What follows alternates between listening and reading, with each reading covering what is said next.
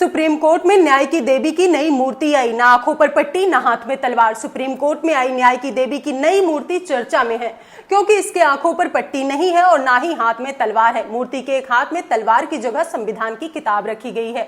इस मूर्ति का संदेश यह है कि देश में कानून अंधा नहीं है और ना ही यह संविधान की किताब सजा का प्रतीक है। इकोनॉमिक टाइम्स की रिपोर्ट के मुताबिक यह फैसला मुख्य न्यायाधीश DY चंद्रचूड़ के आदेश पर लिया गया है। उन्होंने कई बार इस बात पर जोर दिया है कि कानून अंधा नहीं है क्योंकि वो सबको समान रूप से देखता है।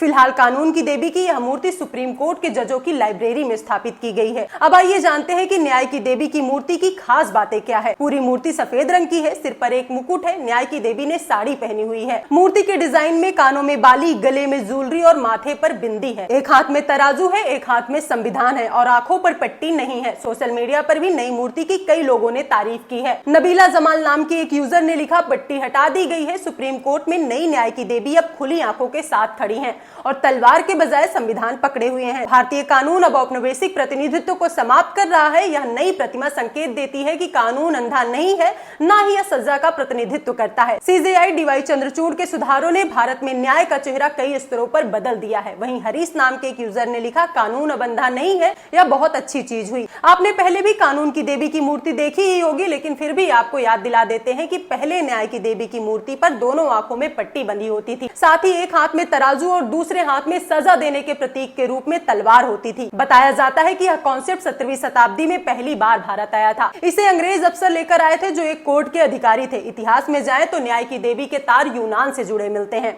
बताया जाता है कि यह यूनान की प्राचीन देवी है जिसका नाम जस्टिया है। इसी के नाम से जस्टिस शब्द आया, इसलिए यह देवी को न्याय का प्रतीक भी माना जाता है। इस देवी की आंखों पर पट्टी बंधी रहने का मतलब है कि न्याय की देवी हमेशा निष्पक्ष होकर न्याय करेंगी।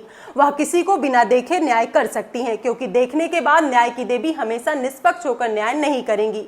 वहीं दोधारी तलवार यह दर्शाती है कि न्याय सबूतों के अध्ययन के बाद भी किसी भी पक्ष के खिलाफ फैसला सुना सकता है और यह फैसले को लागू करने के साथ साथ निर्दोष पक्ष की रक्षा या बचाव करने के लिए बाध्य है। कहा यह भी जाता है कि तलवार अधिकार और अन्याय को दंडित करने की शक्ति का प्रतीक था।